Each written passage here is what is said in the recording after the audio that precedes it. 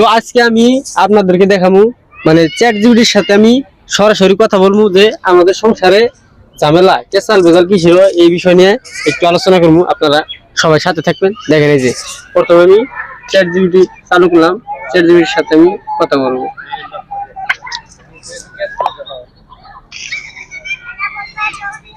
Hello Hello, how can I help you today? Bangla বলুন, বাংলা।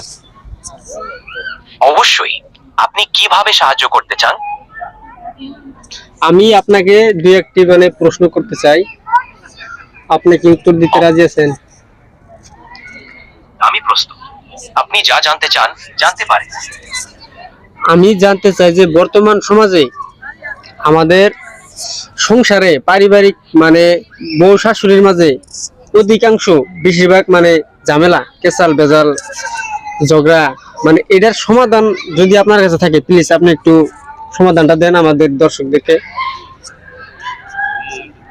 পারিবারিক সমস্যা সমাধানের জন্য প্রথমে একজনের প্রতি আরেকজনের শ্রদ্ধা এবং বোঝাপড়া বজায় রাখা খুব জরুরি। চেষ্টা করুন খোলামেলা কথা বলার, একে অপরের অনুভূতি এবং মতামত সম্মান করার। কখনো কখনো পেশাদার মধ্যস্থতার সাহায্য নেওয়াও ভালো হতে পারে। ধৈর্য এবং সহনশীলতা অনেক ক্ষেত্রে সমস্যার সমাধান করতে সাহায্য করে। ধৈর্য তো সাহায্য করে, মানে ধৈর্যটাই মানে কারো হয় না, কারো কথা কারো গায়ে হয় না, কাউকে একটা কথা বললে মানে আরো বলে তিনটা বলে বসে থাকে। এ বিষয়ে আপনি কি বলতে চান? আপনার অনুভূতি পুরোপুরি বোঝা যায়। কখনো কখনো পারিবারিক কথোপকথনে অসুবিধা হতে পারে। এই ধরনের পরিস্থিতিতে একে অপরের প্রতি সহনশীল হওয়া এবং শান্তভাবে যোগাযোগ করার চেষ্টা করা গুরুত্বপূর্ণ। কখনো কখনো কিছুটা বিরতি নেওয়া বা কিছু সময়ের জন্য আলাদা হয়ে চিন্তা করাও সাহায্য করতে পারে। মনে রাখবেন, পারিবারিক সম্পর্কগুলো সময় এবং প্রচেষ্টা দিয়ে তৈরি হয়।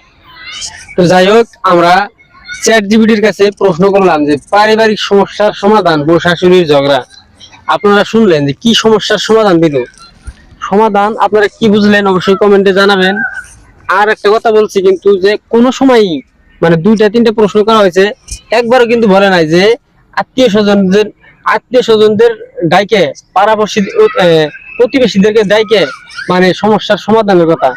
সমস্যার কথা একটাই বলছে যে নিজেদেরকে গভীরভাবে একটু চিন্তা করতে বলছে, নিজেরাই আলোচনা করে নিজেদের মধ্যেই একজনের মনের অনুভূতি আরেকজনকে বুঝবার নিয়ে গেছে, তারপরেই সংসারে শান্তি। মানে এই জিনিসটা আমরা সবাই লক্ষ্য করে চলবো যে কিছু না হইতেই মানে যেমন বউ শাশুড়ির উদাহরণটা যে প্রশ্নটা করছে ওটাই, বউ শাশুড়ির একটা ঝগড়া হইলো, মানে হইতে না হইতেই বউয়ের বাপের বাড়িতে খবরটা দিলেন, দিয়ে মানুষ ডাইকে গ্রামে থেকে দুই চারজন ডাইকে জোড়াই পড়ে নিলাম এটা বিচার সালিশ করার জন্য। আসলে এটা ঠিক না, নিজেদের বাড়ির ব্যাপার নিজেরা একটু সমাধান করা উচিত। আর কিসের জন্য কেসাল ভেজাল, মেন গোড়াটা কিসের দিয়ে এটা খোঁজার দরকার। তো আশা করি আপনারা সবাই বুঝছেন। আর যদি নতুন কোনো আপনাদের প্রশ্ন থাকে অবশ্যই আমাকে কমেন্টে করবেন।